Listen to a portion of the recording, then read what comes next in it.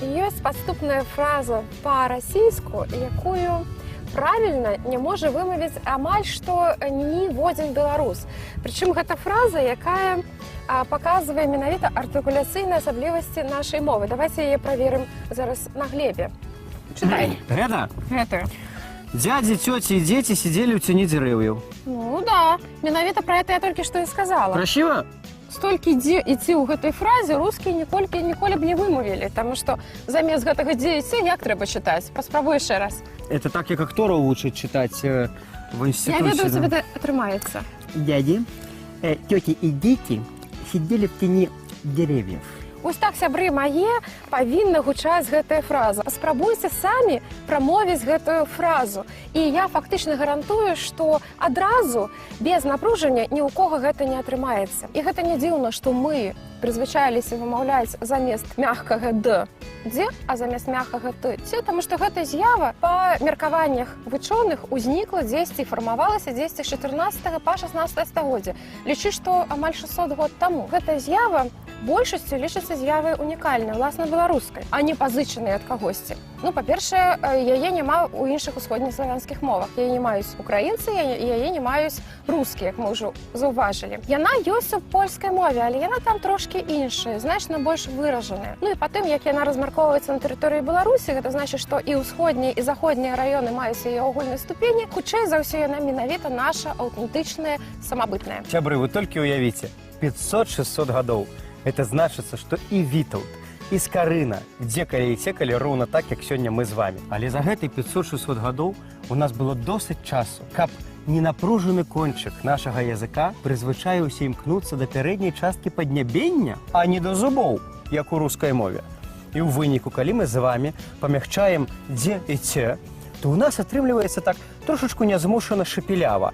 Не так моцна, праўда, як у палякаў, але дзякуючы гэтай асаблівасці беларуская мова гучыць мякка, пяшчотна і мілагучна. І вельмі далікатна. Далікатна. Калі ж у нашай мове ўсё ж такі адбываецца дзеканне і цеканне? Ну, перадусім, перад йотавымі галоснымі «е», «ю», «ю», «я» і таксама перад «і» мяккім знакам. Мы скажам «дзень», «цень», «дзеці» тыя самыя і «цётка». Таксама дзеканне і цеканне адбываецца пры асіміляцыйнай мяккасці. Гэта значыць перад іншым мяккім зычным гукам, а гэты мяккі зычны гэта «ве». Цвік або цвёрды, мы скажам, дзверы, дзве, абедзве. Ну, это ўсё у нас складанасцю, як вы разумееце, не выклікае. Гавары, як гаворыцца, і будзе нам шчасце. Запамінаць трэба правілы вымаўлення нейкіх запазычаных словаў. Напрыклад, там, дзе ўжо захоўваецца гэтае «д» і «т». Мы скажам «дыктар», «тэхніка», «тыраж». Хоць даводзіцца часам чуць «чыраж». «Чыраж», людзі, чыраж у той газеты падае з кожным годам, і гэта вялікая трагедія. Аднак ёсць і невялікі шэраг словаў, які ўсё-такі вымаўляюцца з гэтым «дзе» і «це». Мы скажам бардзюр, мадзярскі, нацюрморт, этюд, ноктюрн. Ёсць, як правильно сказаў толькі што Глеб, толькі тэндэнцыі. Так вось, ёсць направду невялікая група словаў, такіх запазычаных, дзе можна сказаць, што правіла практычна працуе. Гэта запазычанні са спецыфічнымі суфіксамі. Суфіксам «ін», «ір», «еец», «ейск». Вось менавіта ў гэтых сітуацыях мы ўжываем «дзе» і «це». Маем слова «гвардыя», але «гвардзеец», «гвардзейскі», а не «гвардейскі». Маем слова «каманда», але «камандзір». Маем слова «камандзіроўка», таксама з гэтым «дзе». Маем слова «індзеец», індзейскі. Але калі словы ўтвараюцца ад назвы краіны Індыя, гэта ўжо не індзеец, натуральна. Індыйскі? Да, то тады будзем мець ужо індыйскі. Вось гэта будзе выключэннем. А птушачку будзем называць індычка. Індык. Індык, калі это ён. Але ёсць тры суфіксы. Гэта ызм, ыст і ынг, перад якімі будзе заўсёды вымаўляцца і пісацца «д» і «т». Ну, напрыклад, мітынг, мы ж не кажам і не пішам мітінг. Аўтызм і авангардыст, для прыкладу.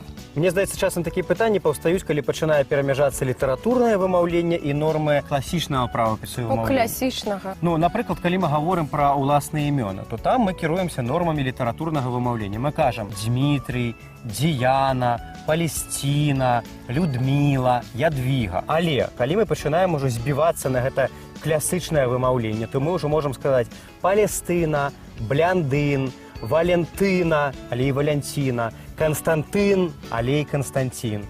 Ну, ввогуле, мне здаецца, што тут вельмі жорсткіх нормаў не мусіць быць. Што мы можам казаць і Валянтына, і Валянціна. Як каму прыемна, як хто ўжывае. Што тычыцца ініцыялу ў тым выпадку, калі імя ці імя па бацьку пачынаецца з «дзе». Дионисович. Дионисович. Дмитриевич. Дмитриевич. Дмитрий Дмитриевич. Так. То тут не зусім проста, таму што здаецца, першы гук это «дзе». Усё правильно, гэта нашае дзеканне. Аднак гэты гук, ён перадаецца пры дапамозе дзвюх літар, так званы дыграф «д» і «з». Дык вось, пры скарачэнні іх да ініцыялу паводле афіцыйнага правапісу трэба будзе скарачаць да першай літары. А я бачу, нават на візітоўках пішуць, напрыклад, В, Д, З, такі. Ну, але гэта не афіцыйны правапіс. Таму што калі Дмітрий Дмитриевич і ты скарачаеш, то трэба пісаць «д», «д».